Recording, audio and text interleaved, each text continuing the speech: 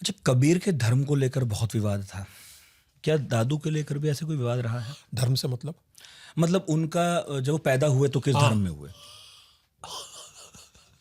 देखिए, कबीर को लेकर के जहाँ तक विवाद की बात है तो एक बात मैं आपको बताऊं कि कबीर विधवा ब्राह्मणी के पुत्र थे। ये बात 18वीं सदी के पहले कोई नहीं कहता। कबीर का निधन 1518 में अधिकतम हो गया था, कुछ लोगों के अनुसार तो उसके भी पहले। हाँ। तब से लेके 1776 तक कबीर पंथ में और कबीर पंथ के बाहर दो बातों पर कंसेंसस है। आप कबीर के प्रशंसक हों, आलोचक हों, आप कबीर पंथी हों, कबीर पंथ के बाहर हों, कुछ भी हों, लेकिन दो बातों पर कंसेंसस है, एब्सोल्यूट कंसेंसस है। एक, कबीर जुलाहा कुल में जन्मे थे। दो, कबीर रामानंद के शिष्य थे। इनमें से पहली बात विवादग्रस्त होती है 1776 में। नाभादास की भक्तमाल पर राजस्थान के एक सज्जन, शायद बालक दास या बालक राम, उन्होंने एक टीका लिखी थी, भक्ति गुण दाम चित्रणी टीका। तो विधवा ब्राह्मणी की कथा पहली बार वहां प्रकट होती है 1776। अच्छा। कबीर रामानंद के शिष्य नहीं थे, ये बात पहली बार 1911 में प्रोफेसर भंडारकर कहते हैं। और जिस आधार पर कहते हैं वो आधार निराधार था। ये मैं विस्तार से अपनी किताब में दिखा चुका हूँ। पुणे वाले किताब में भंडारकर साहब, अच्छा, जी, ठीक। बहुत बड़े विद्वान थे। हाँ, उनका मतलब बेहद सम्मानित, लेकिन इस मामले में उनसे चूक हुई थी।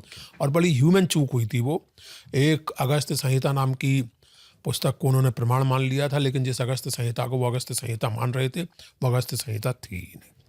वास्तविक अगस्त संहिता की रचना कबीर और रामानंद दोनों के होने के पहले हो चुकी थी, तो उसमें कबीर रामानंद का उल्लेख ही नहीं। मैं किंचित गर्व के साथ ये कह सकता हूँ कि वास्तविक अगस्त संहिता देखने और उस पर काम करने वाले 3-4 लोगों में से एक में हूँ, कुल 3-4 लोगों में। हंस बाकर, पिनुकिया कराकी एंड योश ट्रूली।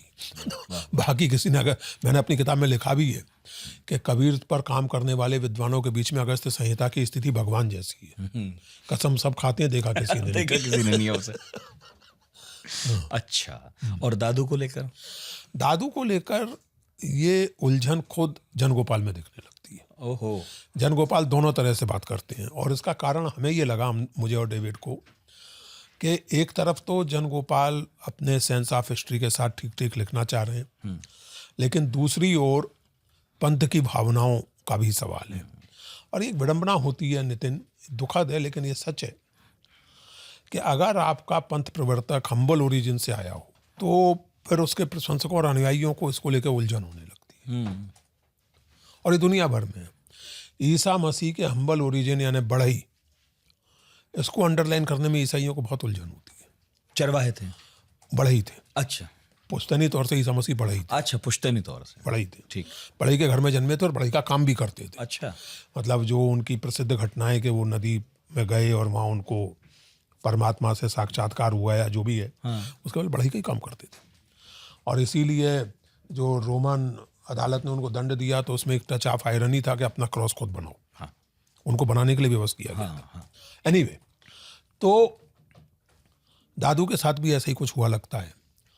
दादू, और ये मान्यता मध्यकाल में सभी के यहाँ है, तुकाराम इसी रूप में जिक्र करते हैं, दबिस्तानी मजाहिब का जो लेखक हैं वो इसी रूप में जिक्र करते हैं।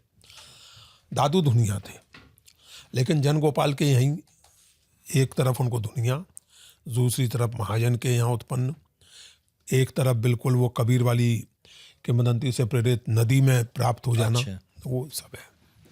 लेकिन मेरे और डेविड के अनुसार जन्म से दादू दुनिया ही थे, कॉटन कार्डर जिसको कहते हैं।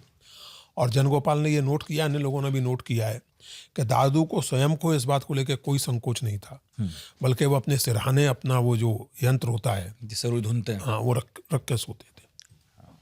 उनको पर्सनली उसमें कोई असुविधा नहीं थी, लेकिन शिष्यों को होती है। तो शिष्य मानने को तैयार नहीं है। अब जो कितने साधारण थे हमारे गुरुजी। हाँ, नहीं, देखिए यही तो रोना है ना। असल में इस चीज़ पर गर्व होना चाहिए। हाँ, कि अब जैसे कबीर के शिष्यों को ये सिद्ध करने की बजाय कि वो किसके अवतार थे और क्या थे, और इस मामले में अनंत दास की कबीर पर से लाजवाब है नितिन। वो कबीर को किसी का अवतार नहीं बताते।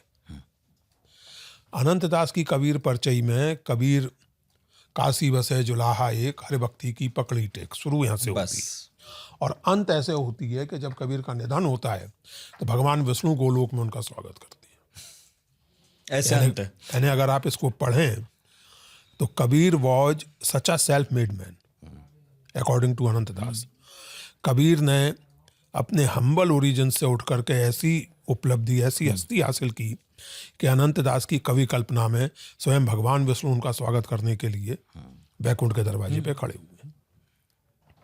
लेकिन वो उपलब्धि एक साधारण मनुष्य की है, किसी अवतार की नहीं। अवतार की नहीं। अनंतदास किसी का अवतार नहीं बताते कबीर को। बाद में वो सुखदेव के अवतार बताए गए हैं और तमाम सारी चीजें हैं, लेकिन वो अपनी जगह